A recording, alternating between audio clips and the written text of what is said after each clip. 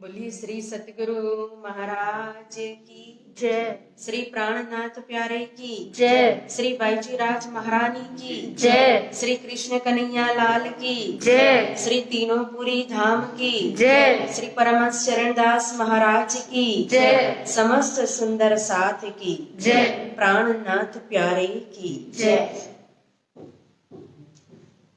प्रथम लागू तो चरण को धनिये न छुड़ाइयो किन लांग तनी लाल एरिया मेरे जीवन के यही जीवन ये चरण कमल अरस के इनसे खुशबोई आवे वतन ये तन बका अर्शिण जीवन जीव के ये जीवन कदमों करो सिजदा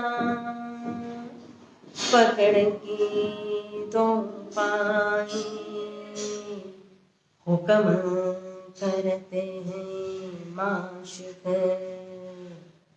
बीच आशिक के दिले आए बीच आशिक के दिले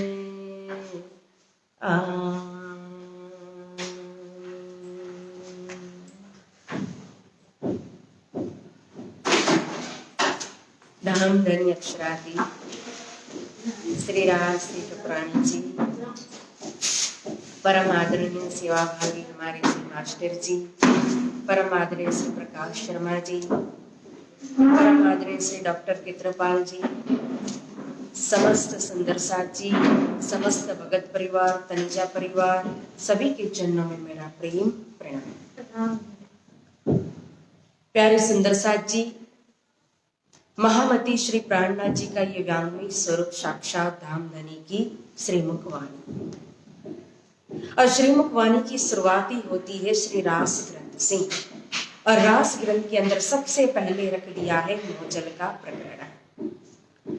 तो कभी कभी हमें विचार आता है कि आखिर ये मोहजल का प्रकरण सबसे पहले क्यों रखा गया है, क्योंकि जो श्रीमुख वाणी प्रकट होने का शुभारंभ हुआ था श्री 5 नवतनपुरी धाम हफ्सा के अंदर, प्रबोधपुरी के अंदर, तो वाणी यहाँ हवे पहला मोहजल ने कौवाद से प्रारंभ नहीं हुई थी।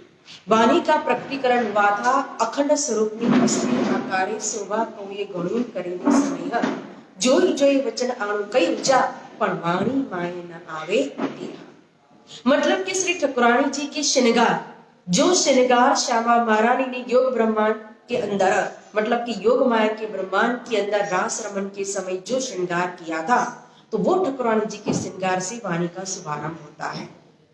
परंतु यहाँ महामती श्री प्राणनाथ जी ने जो जिम्मेदारी दी थी, जब गुम्मट जी में विराजमान होने से पहले श्री केशवदास जी महाराज जी को, कि इस वाणी की जिल्द को बांध करके तैयार करके सनमन मिला करके आप आना करके, तो श्री केशवदास जी महाराज जी ने जो सनमन मिलाया, तो ठाकुरानी जी के श्रृंगार को प्रथम न रख करके ये मोहजल का प्रकरण पहले रख दिया।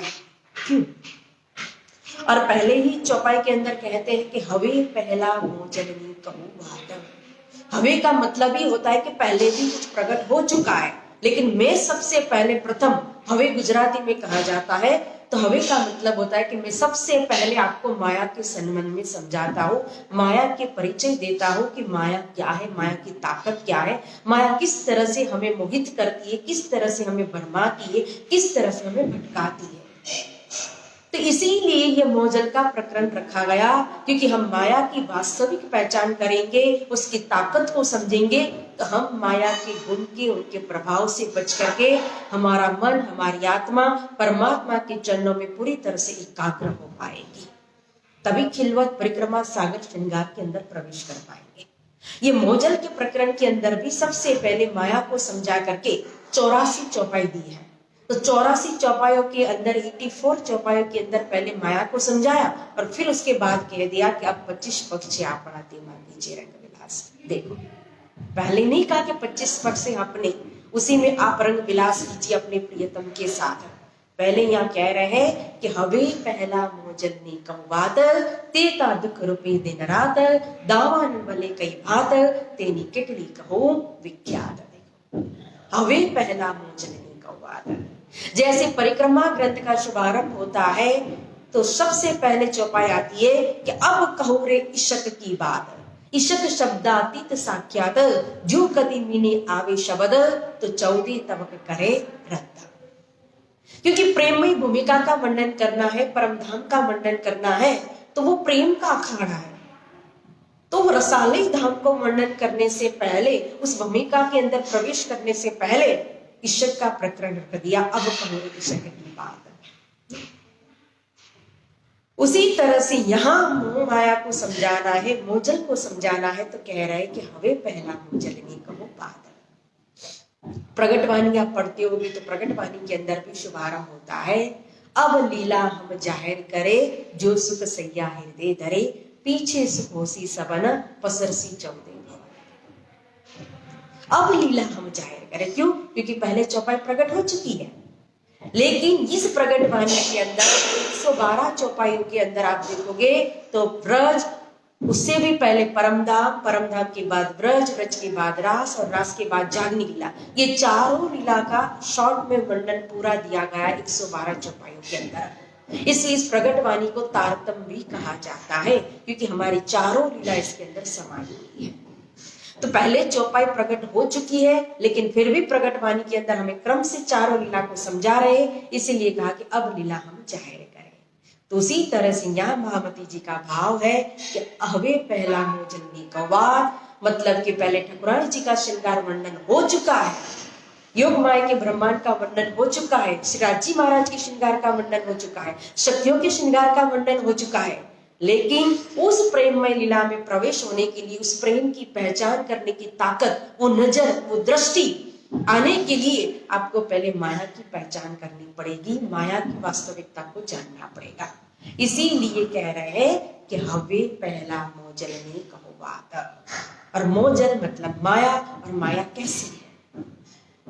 तो माया के गुण जो है तो मोह, अज्ञान, भ्रमना, कर्म, काल और शून्य, ये नाम सारे निंद के निराकार निर्गुण कहा दे। ये नाम सारे निंद, निंद मतलब माया, तो माया के ही सारे अन्य जो 8 गुण बताए गए, मोह, अज्ञान, भ्रम, कर्म, काल, शून्य, निर्गुण, निरंजन, ये सारे गुण जो है वो माया के हैं।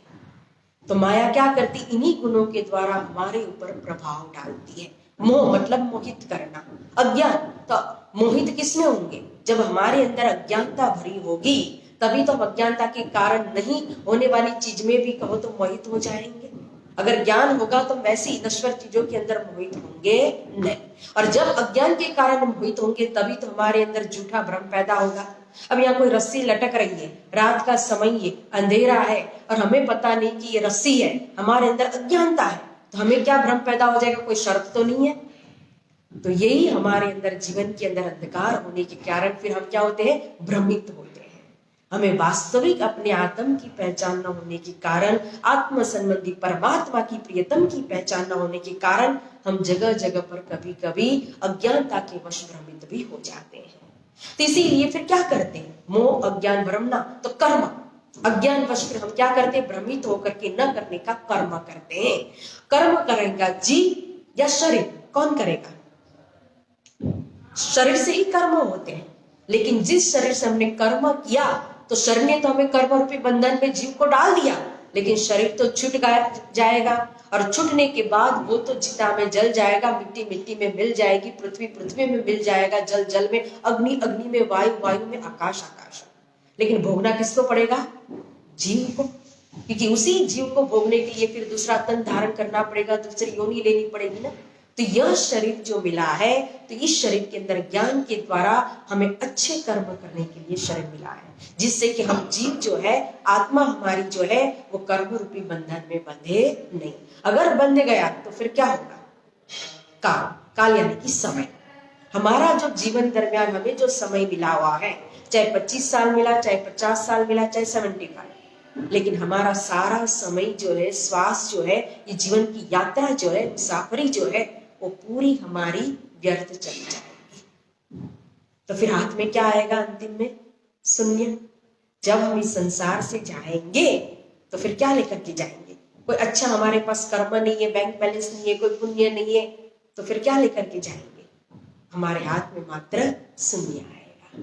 इसीलिए महामती जी ने श्रीमुख वाणी के अंदर ये माया के 8 गुणों को समझाया है।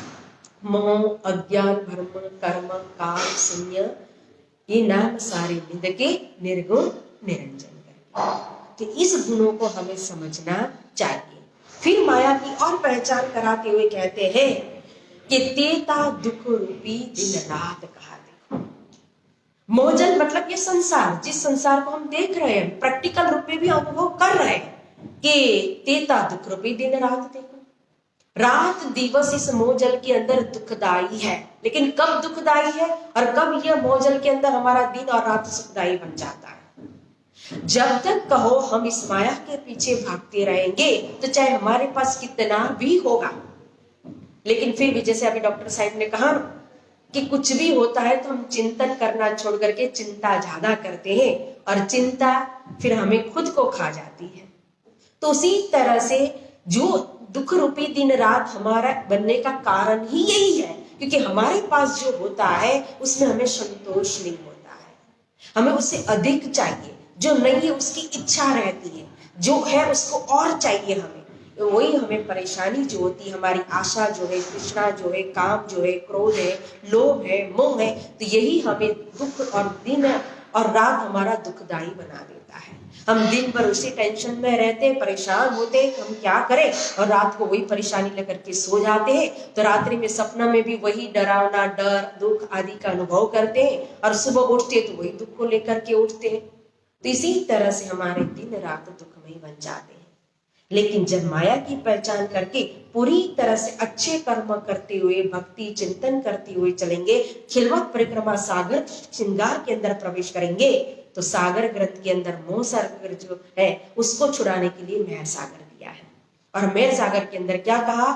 ये दुख रूपी इन जिमी में दुख ना काओ देखा कर देखा। जब परमात्मा के इस मेहर का अनुभव हो जाता है, जब सुबह हमारी जब होती है और सुबह उठने के बाद जब हम उस परमात्मा का, श्रीदास जी महाराज का शुक्रिया अदा करते हैं कि आपने हमें जो कुछ दिया है उसके लिए आपकी बहुत मेहर है। मैं तो उस लायक भी नहीं थी, मेरे पास कोई लायकात भी नहीं थी, लेकिन फिर भी आपने मुझे बहुत कुछ दिया। तो हमारा दिन जो है पूरा उस मेहर से फिर निकलता है, गुजरता है। तो उसी आनंद का हम अनुभव करते हैं। तो हमारा दिन कैसा जाता है? आनंद में जाता है। तो ये जो दुख रूपी दिन रात था वो उसका फिर पॉजिटिव बन जाता है। ये दुख रूपी न जिमी में, जिमी तो दुखदाई है, लेकिन दुख ना काहूं देखा। हमें हर जगह पर राज्य की मेहर का ही अनुभव होता है। मैंने कुछ देर पहले एक न्यूज में एक छोटी सी क्लिप सुनी, तो उसने सिर्फ इतना ही बोला कि गरीब होना कोई पाप नहीं है। मैं गरीब हूं तो गरीब होना कोई पाप नहीं है, लेकिन अगर गरीब बनाया ये परिस्थिति परमात्मा ने दी है तो ये भी परमात्मा की मेहर है। क्यों? बोले, उसने एक एग्जाम्पल दिया कि एक रेस में जो चलने वाला घोड़ा होता है, उस घोड़े के ऊपर जो सवार होता है, सवारी जो होती है, वो घोड़े को बहुत मारता है, भगाने के लिए इतना मारता है, इतना मारता है, इतना मारता है। तो हमें लगता है इस घोड़े को क्यों मार रहा है इतना, बेचारा एक जानवर है। लेकिन मालिक जो है, मालिक को चिंता होती कि नहीं, मैं इस घोड़े को जिताऊं। तो जिताने के लिए वो मार रहा है, उसको परेशान करने के लिए कि दुख देने के लिए नहीं मार रहा।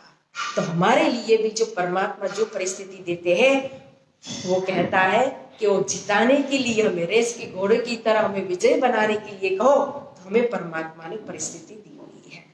उसकी कितनी पॉजिटिव दृष्टि है। और मैं कहती हूँ तारतम्य के द्वारा, अगर कोई दुख आता है, परिस्थिति आती है, तो खुदा न चाहे कि इनको दुख देने, पर मारत है तकसीर। कौन मारता है? तकसीर, यानी कि हमारा गुनाह।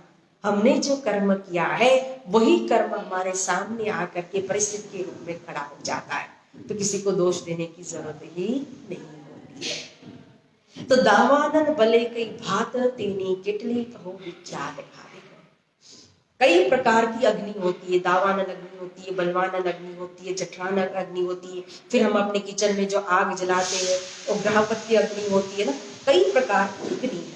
यहाँ महामती जी ने इस चौपाई के अंदर दावानल रूपी अग्नि का वर्णन किया हुआ है। तो दावानल अग्नि वो है, जाहिर में लेंगे तो जो पानी के अंदर बिजली के द्वारा जो उत्पन्न होती है वो अग्नि अलग है। लेकिन जंगल के अंदर जब एक वृक्ष के साथ दूसरा वृक्ष या एक लकड़े के साथ एक डाली के साथ दूसरी डाली जब टकराती है और उसके अंदर जो आग प्रकट हो जाती है और वो आग फैलते फैलते फैलते सारे जंगल के अंदर फैल जाती है और सारे जंगल को खत्म कर देती है, इसको कहते हैं दावानल अग्नि। तो हमारे ऊपर कैसे घटित होती है दावानल अग्नि? तो हमारे अंदर का जो काम, क्रोध, जो लोभ है ना, यही 3 नरक के द्वार कहा है। तो क्रोध रूपी अग्नि स्वयं को ही तो खत्म करती है, लोभ रूपी अग्नि कहो, वासना रूपी अग्नि कहो, स्वयं को ही तो खत्म करती है। तो इसी को दावानल अग्नि कहा है, जो कई प्रकार से कहो तो हमारे अंदर हमारे जीव को दसों दिशा से जला रही है, जिससे कि हम परेशान हो जाते हैं। और इसीलिए कहा तेनी केटली कहो विख्यात। इसका विस्तार इतना बड़ा है कि जिसको कोई कहो तो शब्दों के अंदर इस माया को समझाना बहुत मुश्किल है। जैसे परमात्मा के प्रेम को समझाना शब्द के अंदर मुश्किल होता है, उसी तरह से माया को भी समझाना, क्योंकि माया का कोई रूप नहीं है, माया का कोई आकार नहीं है, माया का कोई स्वरूप नहीं है, माया का कोई रंग नहीं है, लेकिन फिर भी माया का इतना प्रभाव है। उसके शस्त्र भी प्रकरण के अंदर वर्णन किया है कि ना आउद अमृत रूप रस छल बल भल अकल अग्नि कुटिल ने कोमल चंचल चतुर चपल। कहा देखो इस तरह से वो किस हथियार से हमारे ऊपर वार करती है। इना आउद अमृत कहा। अब अमृत तो अच्छा होता है, ऐसा लगेगा कि अमृत से तो अमर हो जाते हैं, लेकिन यह अमृत का मतलब होता है मीठा मीठा बोलना। कभी कभी ऐसे लोग भी होते हैं कि अंदर कपट होती है, छल होता है, मतलब कि सामने वाले के प्रति कोई भाव नहीं होता है, लेकिन दिखावा के लिए अच्छा बोलते हैं। और अच्छा बोलना एक शब्द में वो बात अलग है, लेकिन इतनी अच्छा ही बोलना, इतना अच्छा बोलना, इतना अच्छा बोलना कि मात्र झूठा दिखावा करना, तो ये तो क्या हो गया, माया का ही गुण है। कि जैसे एक कहावत है ना कि मुख में राम बगल में छुरी। अंदर से कर्म तो अच्छा नहीं है, दिल तो अच्छा नहीं है, भाव तो अच्छा नहीं है, लेकिन मुख से सामने वाले को इम्प्रेस करने के लिए, अच्छा लगाने के लिए मात्र बोल रहे हैं। इसी को अमृतमय वाणी कहा है, जो हमें क्या करती है, मोहित करती है। ये माया का गुण है। ना आउद अमृत कहा है, रूप कहा है। रूप भी क्या करता है, अट्रैक्शन होता है, आकर्षित करता है रूप में। तो यहाँ का जो रूप है वो शरीर के रूप को तो सभी देखते हैं और उसके ऊपर मोहित होते हैं, और समय में वो प्रेम चढ़ता है, समय में उतर जाता है। तो ये तो प्रेम नहीं है, ये तो मोह है, माया है। तो वास्तव में जो आत्मा का स्वरूप है, उस स्वरूप को देख नहीं पाते इस शरीर के रूप में मोहित होकर के।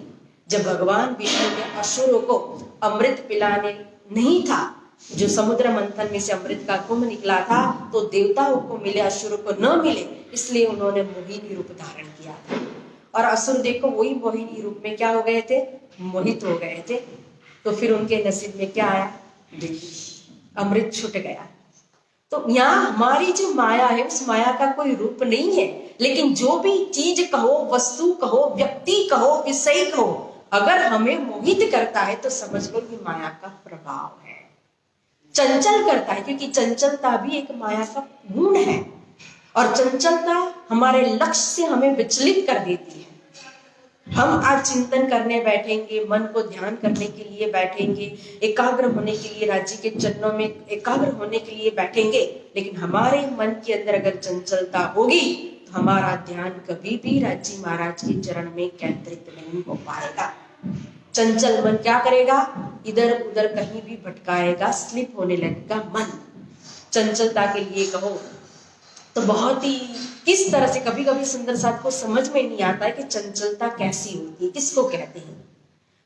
तो चंचलता के लिए तुलसी का दृष्टांत इतना अच्छा दृष्टांत है कि उससे समझ में आता है कि चंचलता किसको कहते हैं। जो तुलसी का पौधा होता है ना, तो तुलसी पहले पौधा नहीं थी, तुलसी तुलसी ही थी, एक गोपी थी, गौलक के अंदर की कृष्ण भगवान की एक गोपी थी तुलसी। लेकिन श्राप के कारण, उसकी चंचलता के कारण ही उसको इस धरती के ऊपर कहो एक पहले नारी के रूप में जन्म लेना पड़ा, और फिर श्राप मिला वापस, तो फिर उसको एक पौधे के रूप में उस योनि के अंदर फिर जन्म लेना पड़ा। तो जब वो एक तुलसी के रूप में, एक पुत्री के रूप में, एक मयूरध्वज राजा की पुत्री के रूप में जब वो प्रकट हुई थी, जब वो जन्म लिया था, तो उस समय भी उसके अंदर इतनी चंचलता थी, इतनी चंचलता थी कि जब भगवान कृष्ण के लिए वो कमल लेने जाती थी, तो किसी संगीत के अंदर इतनी चंचलता वश होकर के वो कमल लाना ही भूल जाती है, पुष्प लाना ही भूल जाती है। जब वो ध्यान करने के लिए बैठी, तप करने के लिए बैठी, भगवान को प्रसन्न करने के लिए अपनी चंचलता को छोड़ करके, लेकिन चंचलता इतनी थी कि जब बांसुरी की आवाज सुनने लगी तो उसका ध्यान टूटने लगा, मतलब एकाग्रता नहीं आई उसके अंदर चंचलता के कारण। और वही बांसुरी की धुन में फिर उसने आंखें खोल दी और चंचल मन से फिर वही धुन के पीछे पीछे फिर मोहित होकर के जाने लगी। वो भूल गई कि मैं तो तप करने बैठी थी, साधना करने बैठी थी, और वही चंचलता के वश भगवान गणपति थे, और गणपति को कृष्ण का रूप समझ लिया और शादी का प्रस्ताव रख दिया कि मैं आपकी भक्त हूं, मुझे स्वीकार करो। और गणपति ने श्राप दे दिया और तुलसी बनना पड़ा। तो चंचलता के कारण उसको क्या क्या भोगना पड़ा। ये चंचलता भी क्या है? एक माया का गुण है, प्रभाव है, जो हमें एकाग्र नहीं होने देता, हमारे लक्ष्य से हमें विचलित कर देता है चंचलता। तो इसी तरह से माया को हमें समझना चाहिए। यहाँ तो बहुत सारी चौपाइयों के द्वारा समझाया हुआ है कि विश्व ने लागी जाने ब्राद, महे अगिन बले अगाध, तेता पीड़े दुष्ट ने शाद, नहीं अधिकनी क्षमा। ऐसा नहीं है कि शरीर से मतलब कि हमने कपड़े का रंग बदल दिया, ये कि संसार को छोड़कर के साधु बन गए तो माया नहीं प्रभावित करेगी। यहाँ तो कह दिया कि विश्व के अंदर कहो तो ऐसा व्याधि रोग, माया रूपी रोग लगा हुआ है कि यह माया किसी को भी नहीं छोड़ती है, चाहे संसारी हो चाहे साधु हो। छोड़ेगी किसको? जो स्वयं माया को छोड़ना चाहेगा वही माया से छूट पाएगा, क्योंकि हमने माया को पकड़ा है, माया ने हमें नहीं पकड़ा हुआ है। अगर हम साधु का वेश धारण करें और कर्म करेंगे शैतान के, तो साधु नहीं कहलाता है। वो मायावी गुण के प्रभावित होकर के कहो तो वो स्वयं अधर्म कर रहा है, अकर्म कर रहा है, जिसका उसको परिणाम भोगना पड़ता है। इसीलिए यहाँ कहा कि पीड़े दुष्ट निषाद नहीं अधिकनी समान। रात दिन कहो, चाहे देवी हो चाहे देवता हो, चाहे मनुष्य हो, चाहे अच्छा हो चाहे बुरा हो, चाहे संसारी हो चाहे साधु हो, सबको माया कभी भी नचा सकती है। आज देखो मृत्यु लोक के अंदर ही माया, ऐसा थोड़ी है। स्वर्ग में जाओ, क्या देवताओं को माया नहीं लगती है? इंद्र को कोई भी तपस्या करता है तो भगवान इंद्र को चिंता होने लगती है कि मेरा सिंहासन हिल रहा है, अब मैं इसकी तपस्या को कैसे भंग करूं, कौन सी अप्सरा को भेजूं मैं ना। तो मतलब वहां भी अखंड सुख नहीं है, उनको भी द्वेष जला रहा है, राग द्वेष उनके अंदर भी है, अपने पद का अपने स्थान का कहो तो उनको भी चिंता है। तो जहाँ चिंता है, जहाँ द्वेष है, जहाँ ईर्षा है, तो फिर वो परम धाम कैसे हो सकता है? फिर वो स्थान जो है वो अखंड परमात्मा का स्थान कैसे हो सकता है? उस तरह से आप हर स्थान को देखते देखते तारतम्य के द्वारा जाओगे तो गौलभ के अंदर भी जैसे धर्म ग्रंथों के अंदर लिखा है उस हिसाब से देखेंगे कि राधा रानी ने भी ब्रिजा सखी को श्राप दे दिया, नदी बनना पड़ा। राधा जी ने कहो तो शंखचूड़ को श्राप दे दिया, सुदामा को श्राप दे दिया ना। राधा रानी ने कहो तो फिर तुलसी को श्राप दिया, तो सबको यहाँ आना पड़ा, सुदामा को भी आना पड़ा। फिर सुदामा ने राधा जी को श्राप दिया तो राधा जी को भी यहाँ आना पड़ा, वियोग को सहन करना पड़ा। इसका मतलब क्या है कि गौलक धाम जो है योग माया का ब्रह्मांड है, तो माया तो वहां भी आएगी ना। योग माया का ही, लेकिन माया तो है, 3 भाग नहीं है, लेकिन 1 भाग तो माया का है योग माया के ब्रह्मांड के अंदर भी। लेकिन परम धाम के अंदर अगर आप देखोगे तो परम धाम के अंदर माया नहीं है। माया है तो राज्य के अंदर एक शक्ति के रूप में जहां से वो प्रकट हुई है। बाकी परम धाम के अंदर जो लीला हो रही है वह मात्र कोई राग द्वेष नहीं, प्रेम ही प्रेम की लीला है। देखो वहीदत के अंदर नहीं तो सख्या रह नहीं पाती थी, उनके अंदर भी एक दूसरे को देख करके ईर्ष्या होती थी, द्वेष होता था, जलन होती थी, क्रोध होता था, लोभ होता था। नहीं, एक सेवा कर रही तो दूसरे को कोई द्वेष नहीं हो रहा है। स्वयं जो सखी सेवा कर रहे वही सखी के अंदर जितना आनंद आ रहा है सेवा करने के समय, उतना ही आनंद वो सखी देखने वाली भी ले रही है। जो खिला रही है स्वयं राज्य को, उसको जितना आनंद आ रहा है वही आनंद देखने वाली को भी आ रहा है। जो राज्य की वचनों का सुख ले रहा है, उसको जितना आनंद आ रहा है, वो देखने वाली सखी को भी उतना ही आनंद आ रहा है। मतलब वह तत्व है, आनंद ही आनंद है। ना वियोग था, ना दुख था, न द्वेष था। अभिलाष के अंदर भी देखो, वियोग हुआ, बिछोड़ हुआ, अंतर ध्यान हो गए तो सखियां रोने लगी, तड़पने लगी, न विरह करने लगी। जबकि परम धाम के अंदर तो कभी वियोग था ही नहीं, दुख देखा ही नहीं था, जानते ही नहीं थे दुख किस चिड़िया का नाम है। इसलिए परम धाम जो है वो शाश्वत भूमि का है, अखंड धाम है। वो धाम जो है वो द्वैत से परे है, अद्वैत है। तो वहां माया का प्रभाव जो है वो नहीं है। माया नहीं ऐसा नहीं कह सकते, क्योंकि फिर परमधाम पूर्ण नहीं माना जाएगा, जबकि वो पूर्णार्थ पूर्ण धाम है। लेकिन माया किस रूप में है? एक शक्ति के रूप में है, राज्य के दिल के अंदर है। उसको बार मोहित करने की जरूरत नहीं पड़ती है। तो इस संसार के अंदर माया का जितना प्रभाव, इससे कम योग माया के ब्रह्मांड में है, लेकिन है तो सही। जबकि परमधाम के अंदर तो बिल्कुल माया का प्रभाव है ही नहीं। तो ये माया को समझा करके राज्य हमें 25 पक्ष परमधाम के अंदर अपने मन को लेकर के जा रहे हैं, हमारी मन रूपी शुद्धता को वहां लेकर के जा रहे हैं। इसलिए ये मोजल का प्रकरण सबसे पहले रखा हुआ है, और इस माया को समझना बहुत जरूरी है। आप 17 चौपाइयों का हमेशा पाठ करते हो, जब भी पारायण होती है 17 चौपाई बोली जाती है, दोहराई जाती है, और उसके अंदर एक ही बात आती है कि माया क्या है, कैसी है, और किस तरह से इससे बचा जाता है। देखो, कृपा करो छो अमज तणी, सिखामा देवो छो अति घन, अहनिस लेवो छो हमारी सा, तो मोजल तरसू पार। कह दिया ना, धनी की मेहर से, उनकी कृपा से ही कहो, उनकी भक्ति से ही कहो, हम इस माया से बच सकते हैं, और इस मोह सागर से, इस भव सागर से पार उतर सकते हैं। इसी के साथ कहो इस वाणी को यहाँ विराम देते हैं, क्योंकि माया का विस्तार भी बहुत है, चौपाया भी बहुत है, लेकिन समय लिमिटेड है। प्यारे सुंदर साथ जी, हमेशा हमारी दिल्ली की परंपरा रही है, हर संडे गोष्ठी होती है, और ये तीसरे संडे आज की जो रविवार, तो श्री कृष्ण प्रणामी मंदिर शक्ति नगर के अंदर जो गोष्ठी होती है, तो आज की गोष्ठी की सेवा जो है वो हमारे परम आदरणीय श्री कस्तूरीलाल भगत जी एवं श्री आशा जी भगत जी, उनके परिवार की तरफ से हैं। उनके तीनों सुपुत्र कहो तो श्री संजय भगत जी, श्री सीमा भगत, फिर श्री राजेश भगत एवं श्री इंदु भगत जी एवं श्री अजय भगत जी, और उनका तो आज जन्मदिन भी है, और आज ही का दिन है फिर ना, जन्मदिन में ये गोष्ठी दी जाती है। बहुत सारे का जन्मदिन होता है, ये भगत परिवार के लिए कहो, तनेजा परिवार के लिए कहो, तो ये बहुत ही दिसंबर का महीना बहुत लकी है। लेकिन इनका तो अवसर देखो, समय राज्य ने मिलाया कि आज ही गोष्ठी और आज ही दिन भी आज का है। तो बहुत बहुत आपको शुभकामना राज्य महाराज की, परमहंस महाराज जी की, और जन्मदिन की बहुत बहुत कहो तो बधाई हो, पूरे परिवार को बधाई हो।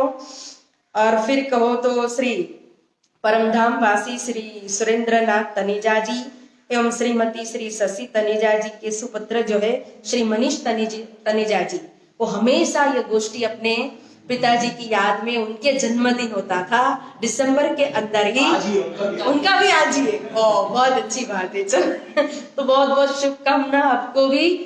तो आज उनका भी जन्मदिन है, और शायद नयन भगत का भी आज ही जन्म इसी मंथ में है, शायद दिसंबर के अंदर ना। हाँ, तो नयन भगत का भी अभी गया। अच्छा, तो सबको कहो, परिवार को, राजेश जी को भी बहुत बहुत शुभकामना जन्मदिन की, पूरे भगत परिवार, तनेजा परिवार को बहुत बहुत शुभकामना। और विशेष कहो तो आज की गोष्ठी में हमारे श्री गुलशन जी चुग और बीना जी चुग ने मूल मिलावा का पाठ किया, फिर श्री कांता जी खुराना जी ने कहो तो महर सागर का पाठ किया, फिर स्नेह गिलोत्रा जी ने वाणी गायन किया, फिर श्याम तनेजी जी ने अपना भाव रखा, शालू गुप्ता जी ने रखा, हमारे परम आदरणीय श्री सरोज माता जी ने अपना भाव रखा, और परम आदरणीय हमारे डॉक्टर क्षेत्रपाल जी, जो हर प्रकार की बीमारी को दूर करते हैं। शरीर की बीमारी भी दूर करते हैं और फिर कहो तो सोशल सेवा भी कर लेते हैं और फिर मन की बीमारी को भी दूर करते हैं। सबको मार्गदर्शन दे करके बहुत ही उनका दिल कहो तो पाक दिल है, बहुत पवित्र दिल है, तन मन धन से हर प्रकार से सेवा करते हैं। और हमारी जो माता जी है श्री सरला माता जी, तो उनको भी बहुत बहुत धन्यवाद।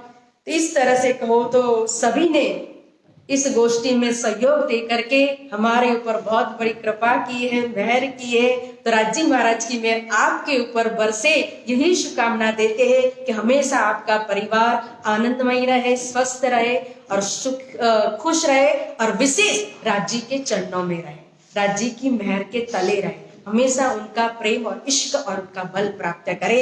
इसी के साथ इस गोष्ठी को यहाँ विराम देते हैं। श्री प्रकाश जी का भी बहुत बहुत धन्यवाद, हमारे मास्टर जी का भी बहुत बहुत धन्यवाद और सभी सुंदर साथ जी का भी बहुत बहुत धन्यवाद। प्रणाम सुंदर साथ जी।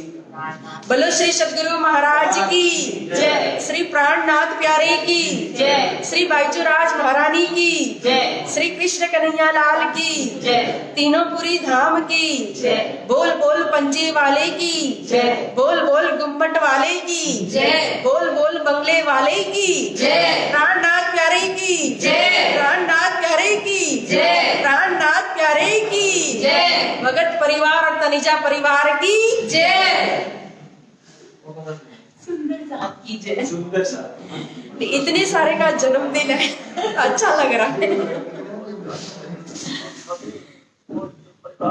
आप रुमाल लाए हो? नहीं महाराज, अच्छा निकाल।